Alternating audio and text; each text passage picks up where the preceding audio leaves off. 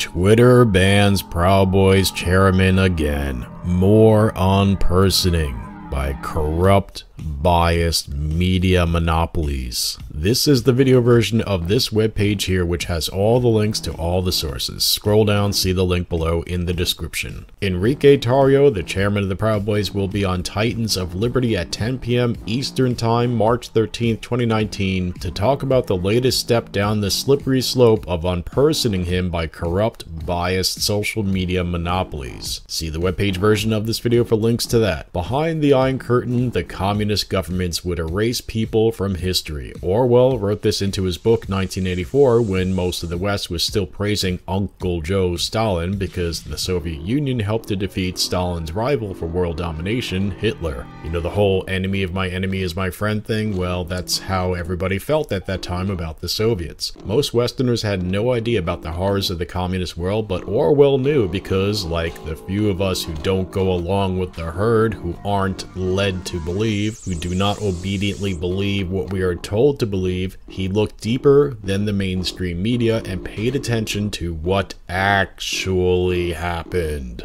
Because he paid attention to what actually happened, he could see where things were going, and this is why decades later we still find ourselves saying, it's happening just like Orwell predicted. He called this erasure of people unpersoning. It was already happening when he wrote 1984, and it's going on today. Of course, it happens one tiny increment at a time. This is called incrementalism because, you know, death by 1,000 cuts, it's one of those kind of things. Sometimes the government does it, as in taking down historic statues, for example. Sometimes the government allows mobs to destroy these statues, and sometimes the government allows private businesses and monopolies to do it. Now, of course, private businesses do have the right to do what they want to do, but private businesses do not have a right to monopolize, you see. Now, I think the best thing to do is rather than, you know, having the government do something about it, you do something about it, okay? Let the free market take its course, but you have to do it. You have to start using alternatives like Minds or Gab or BitChute rather than Twitter, Facebook, and YouTube. Now,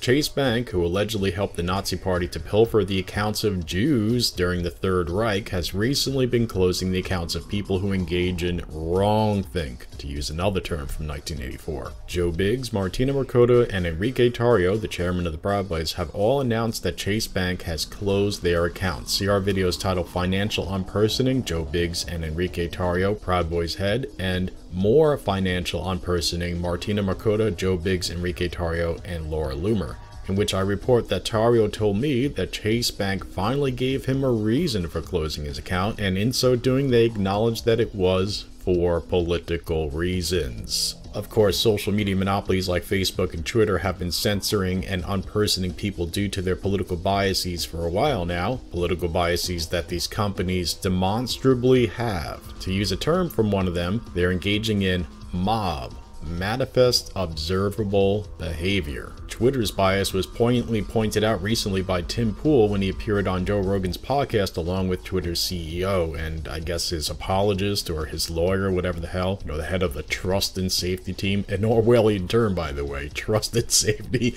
you know, and they might as well call themselves the Ministry of Truth, which of course in 1984 was responsible for lies and propaganda. Anyway, let's have a look at that. I'm going to jump right off into a different train card here.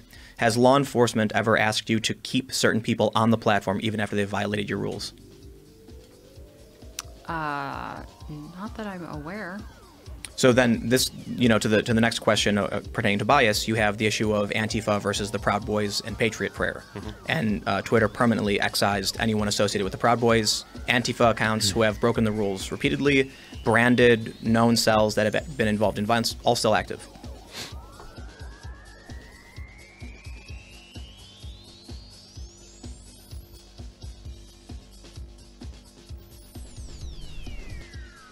Awkward. Yeah. Is there a reason? Well, with the Proud Boys, what we were able to do was actually look at documentation and announcements that, you know, the leaders of that organization had made and their use of violence in the real world. So that was what we were focused on. And Subsequent to our decision, I believe the FBI also designated them. That's not true. Bullshit! It's not true? That's not true. No. In our video titled "The FBI Did Not Classify Proud Boys as an Extremist Group," we explain how that rumor started. It seems that the Clark County Sheriff's Office in Vancouver, Washington came up with that, or at least they believe someone else saying that, as an excuse for why they fired Deputy Sheriff Erin Wiley, who was a Proud Boys girl. Either they just made it up or they were just passing on something that is not true. But the FBI did come out and say, nope, that is not true. And, you know, it's too bad, because a lot of the media reported that the FBI did say that, and most of them did not retract it when the FBI clarified. For more details on that, see our video, "The FBI Did Not Classify the Proud Boys as an Extremist Group," by scrolling down, see in the description, and clicking the link. It's been documented how it started and what it was, and misrepresented as to why it was started. So then you have the Antifa groups that are engaging in the same thing. You know, the famous bike lock basher incident where a guy showed up, he hit 7 people over the head with a bike lock. They subsequently released his name. I'm going to leave that out for the time being. You have other groups like By Any Means Necessary. You have in Portland, for instance, there are specific branded factions. There's the tweet I mentioned earlier, where they doxed ICE agents and they said, do whatever inspires you with this information. And I mean, you're tagged in it a million times. I know you probably can't see it, but you can actually see that some of the tweets in the thread are removed, but the main tweet itself from an anti-fascist account linking to a website straight up saying, like, here's the private home details, phone number, addresses of these law enforcement officers is not removed since September.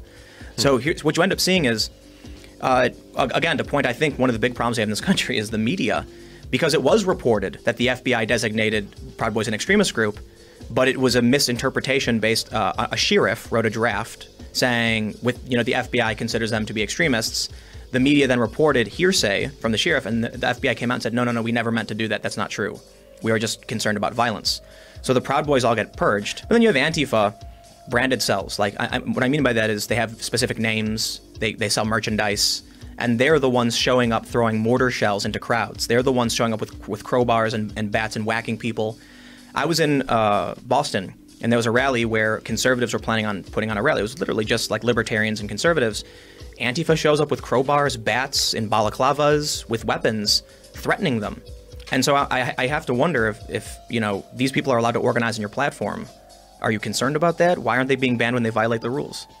Yeah, absolutely. We're concerned about that. Has the FBI designated them as a domestic terrorist organization? I'm sorry. Homeland Security in New Jersey has listed them under domestic terrorism. Okay. So here, I understand there's a conundrum in that the general concept of anti-fascism is a loose term that means you oppose fascism. Right. But Antifa is now, they have a flag. They've had a flag since the Soviet, Nazi Germany in the Soviet era, and they've brought it back. There are specific groups that I'm not going to mention by name that have specific names, and they sell merchandise. They've appeared in various news outlets. They've expressed their desire to use violence to suppress speech. But there are groups that organize, specifically call for violence. They push the line as lightly as possible. They advocate sabotage and things like this. And, when the Proud Boys go out and get into fights, they're not getting in fights with themselves.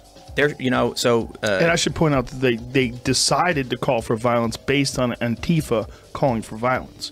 And based on Antifa actually actively committing violence against conservative people that were there to see different people speak. Well, it partly started because in Berkeley, there was a Trump rally. So actually, after Milo got chased out of the Berkeley, there was $100,000 in damages. I mean, there's a video of some guy in all black cracking someone on the back who's on the ground looking like they're unconscious. If you're going to ban the Proud Boys, by all means, under your justification.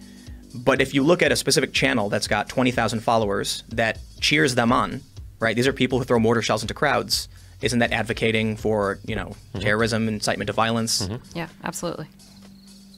So I guess the question is, how come they don't get removed?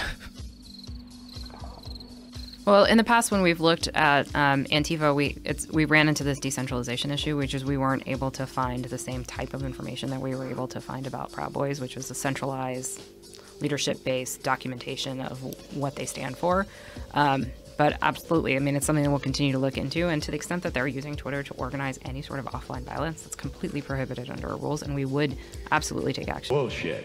So there you go. Look, and since Tim Pool went on Joe Rogan's podcast, some of the things that he pointed out to them, like people being banned for tweeting "learn to code," have actually gotten worse. Okay, so Tim Pool pointed out the bias, for example, against the Proud Boys. And what did they do? Did they rectify the situation? No, they clamped down. They doubled down. So when I woke up this morning, I saw this by Enrique, quote, "You violated stuff," unquote. Don't care. Proud Boys don't live on the internet. Share. Along with this article right here, Proud Boys chairman Enrique Tarrio removed from Twitter for, quote, "evading suspension," unquote, by Jessica Lipscomb, March 13, 2019. When Twitter suspended multiple members of the Proud Boys for violating the site's policy on, quote, "violent extremist groups," unquote, last fall, Enrique Tarrio, the Miami-based chairman of the right-wing group, was among them. But since Twitter has no good way to stop suspended users from making new accounts, Tarrio was back on the platform in no time under a new name.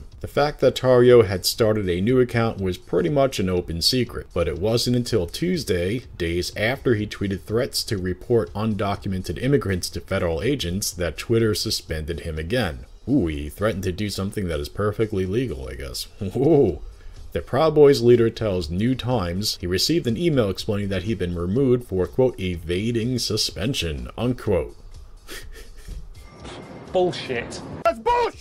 Bullshit. And look, folks, if you pay attention to this stuff, you see that every time they do something like arrest Tommy Robinson or kick somebody off Twitter or delete somebody's channel, the reason they give is always a lie. The timing says it all. That's bullshit! Quote, "Obviously, I've been suspended from Twitter before. I obviously knew that it was going to be short-lived," unquote, he says of the new account. This past Sunday night, Tarrio, a 35-year-old Miami business owner and first-generation Cuban immigrant, tweeted that the Proud Boys would, quote, "name an illegal immigrant," unquote, and report him or her to Immigration and Customs Enforcement if any Proud Boys' personal information leaked online. Tarrio says members of his group have been fired from their jobs after being doxxed by Antifa, a left-wing group, on Twitter. This was included in the article, a tweet by Noble Lead at Honored Chair OpRD. Operation RD has been given the green light. The doxing of Proud Boys has gone unchecked for way too long. For every Proud Boy that is doxed, we will be reuniting a family in their home country with the help of the DHS.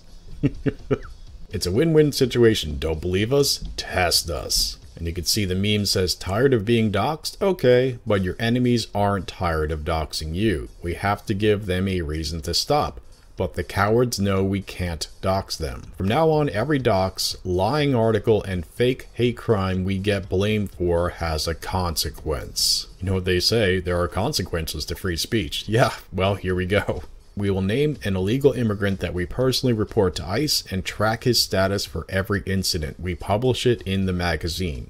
Amazing. And then the bottom is kind of cut off, but it says phase 1 is gathering names and workplaces. The article continues. Tarrio says he burned the Honored Chair account to get the attention of Twitter CEO Jack Dorsey, but claims his threat against immigrants is, quote, "pretty much for real," unquote. Quote, "Don't think we're just going to go to Home Depot and go, well, Pepe is trying to get a job. We actually have a list of people that have committed crimes, sexual predators, people like that," unquote, Tarrio says. Quote, "We have established a database already, and we've been talking about this for months," unquote. He says he was trying to make a point about Twitter's suspension policy and enforcement. Tarrio cited a recent interview that podcaster Joe Rogan did with Dorsey, whom Tarrio believes has acted unfairly to the Proud Boys by misclassifying them as an extremist group. The Daily Beast was the first to report on chat logs where Tarrio spoke positively about the Rogan interview. According to Tarrio, Twitter has failed to take action against multiple Antifa accounts that have doxed, threatened, or harassed Proud Boys.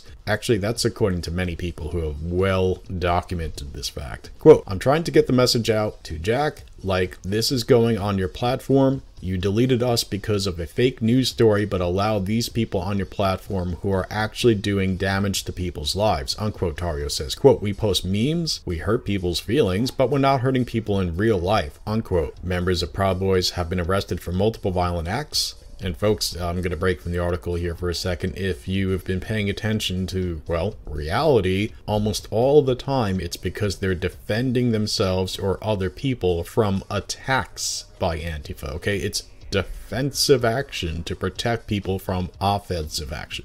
Returning to the article, the organization has not been designated as extremist by the FBI, but the Southern Poverty Law Center classifies it as a hate group. Yeah, and Southern Poverty Law Center also called a moderate Muslim a anti-Muslim extremist recently, and they're being sued by him and his Quilliam Foundation. So the SPLC, this is just one example, has no credibility. Returning to the article, hours after being re-suspended on Twitter, Tarrio started a new account at A New Noble. He tells New Times he has multiple accounts, but says he doesn't consider Twitter necessary to his cause because the Proud Boys meet in person and are, quote, not an internet group, unquote. Quote, we just want to be left alone, that's all we really want, unquote, he says. Quote, you boot me off Twitter, fuck it, I don't need Twitter to live, unquote. You can see this article by seeing the webpage version of this video, folks. Scroll down and see the description. So, I encourage you all to use alternatives that don't sell your data to, say, hostile foreign countries, for example, that don't censor, that aren't politically biased, alternatives like Minds and Gab, and watch videos by your favorite content creators on BitChute. See the links below. Until next time, folks, peace for the peaceful, tough love, truth, honor, strength, justice, good humor, and freedom for those who don't violate the rights of others. Thank you for watching.